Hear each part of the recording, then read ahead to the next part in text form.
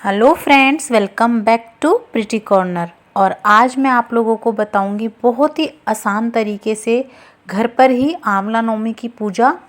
बहुत ही आसान है ये। सबसे पहले हम इस तरह से घर में ही कहीं पे भी चौक पूर लेंगे। आप आटे से इस तरह से रंगोली बनाइएगा। और ये बहुत ही ज़्यादा शुभ दिन होता है पूजा के लिए।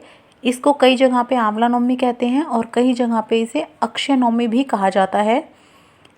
ऐसा कहा गया है पुराणों में, कथाओं में, कि जब लक्ष्मी जी धरती पर आई थी और उन्होंने सोचा कि मैं अपने प्रिय शिव जी और विष्णु जी दोनों को ही कैसे प्रसन्न करूं, तो उन्होंने सोचा विष्णु जी की प्रिय तुलसी माता और शिव भगवान के जो प्रिय हैं वो हैं नंदी भगवान। तो उन्होंने सोचा क्योंकि जो आंवला का पेड़ है उसमें तुलसी जी और नंदी भगवान दोनों का ही जो है गुण है, तो उन्होंने सोचा कि मैं क्यों ना इसकी पूजा करूं। तो उस दिन लक्ष्मी जी ने करी थी, नवमी वाले दिन। ये शुक्ल पक्ष में नवमी आती है जो कार्तिक मास में उस दिन होती है। तो उन्होंने सोचा कि मैं इसकी पूजा करके दोनों भगवानों को प्रसन्न कर लेती हूँ। तो उन्होंने की थी। उसी दिन आंवले के वृक्ष का जन्म हुआ था, ऐसा कथाओं में लिखा है। तो तब से ही ये पूजा की जाती है और इस दिन पूजा करने पे बहुत ज़्यादा पुण्य की प्राप्ति होती है। बहुत ज़्यादा अक्षय पुण्य मिलता है इस दिन। अगर आप पाठ पूजा करते हैं, दान धर्म करते हैं, तो लक्ष्मी जी, शिव जी और विष्णु जी ये तीनों ही सिर्फ आज के दिन की पूजा से प्रसन्न हो जाते हैं। और जो लोग आज के दिन आंवला नवमी वाले दिन आंवला की पूजा करते हैं उन्हें बहुत धन लक्ष्मी प्राप्त होती है। अब आप इस तरह से जो आपका आंवला का वृक्ष हो, पेड़ हो, उसे इस तरह से इस रंगोली के बीच में रखिए। और यहाँ मैंने ये एक थाल ले लिया है और इसमें मैंने कुछ सामान ले लिया है। फूल, पताशे, आंवला, रोली, हल्दी, दीपक, और इन सब चीज़ों को इकट्ठा कर लीजिए, पूजा की चीज़ें जो होती हैं। और अब हम अपनी जो है पूजा वो है शुरू कर देते हैं। आप पताशे ज़रूर लीजिएगा, और पताशे नहीं है तो आप गुड़ भी ले सकते हैं, नहीं तो आप हलवा या खीर भी बना सकते हैं। और इस दिन बहुत ज़्यादा धर्म होता है आंवला के पेड़ की पूजा करने का। तो सबसे पहले मैं यहाँ पे जल चढ़ा दूँगी। अब हम हल्दी से तिलक कर देंगे हमारे आंवला के वृक्ष को। आप चाहें तो मंदिर में जाकर भी कर सकते हैं या आप घर पे भी कर सकते हैं इस पूजा को। और ये देखिए हमने रोली का भी टीका कर दिया है। अब हम कुछ चावल चढ़ाएंगे।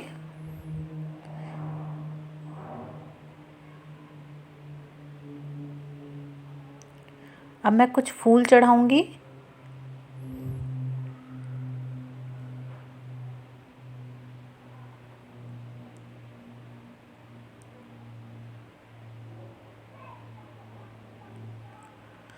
अब आप कुछ फल चढ़ा दीजिएगा। और इस दिन आंवला के पेड़ के नीचे बैठ के खाना खाने का भी बहुत ज़्यादा पुण्य लगता है। और ये मैं पताशे चढ़ा रही हूँ। आप गुड़ भी चढ़ा सकते हैं अगर आपको पताशे ना मिले तो, या फिर आप कोई हलवा या खीर वगैरह बनाएं तो उसका भी भोग लगा सकते हैं। अब यहाँ पे ये मैं कलावा चढ़ा रही हूँ, थोड़ा सा मूली। और ये देखिए ये मैंने ब्लाउज़ पीस लिया है, या फिर आप इस तरह से हैंकी ले सकते हैं या साड़ी या सूट भी चढ़ा सकते हैं। तो मैं यहाँ पे ये रख रही हूँ।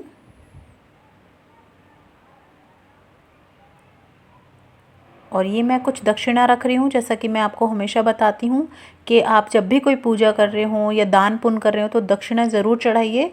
बिना दक्षिणा के कोई भी पूजा अधूरी ही रहती है, पूरी नहीं होती है। और अब मैं ये दिया चास दूँगी, जोत जोड़ देंगे हम।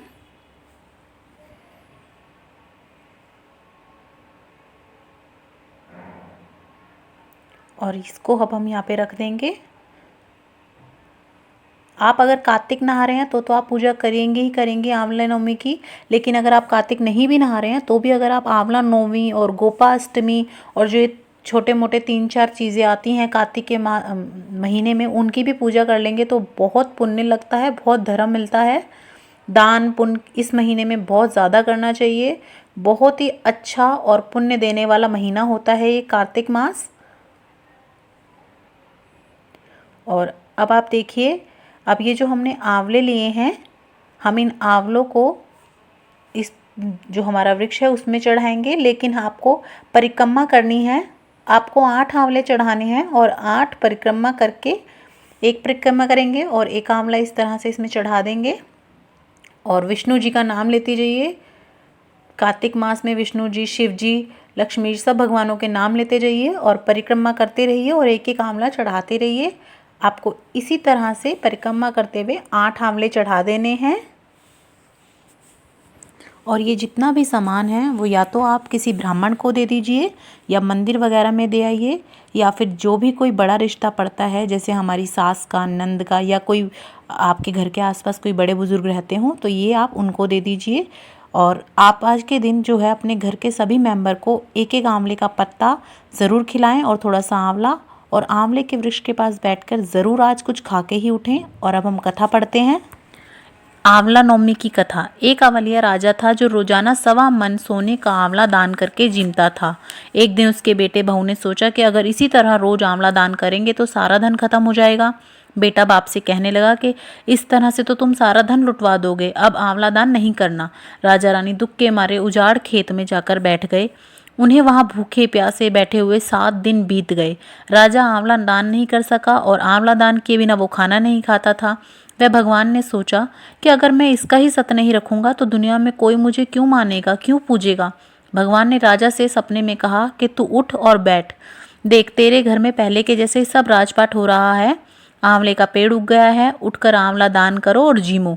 राजा रानी ने उठकर देखा तो सब कुछ पहले जैसा ही हो गया। सब राजपाट हो गया और सोने का आंवला हो रहा था। वे लोग रोजाना पहले की तरह 1.25 मन सोने का आंवला दान करने लगे।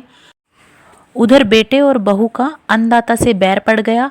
आसपास के लोग कहने लगे कि जंगल में एक आंवलिया राजा रहते हैं, उनके पास चले जाओ, वह तुम्हारा दुख दूर करेंगे।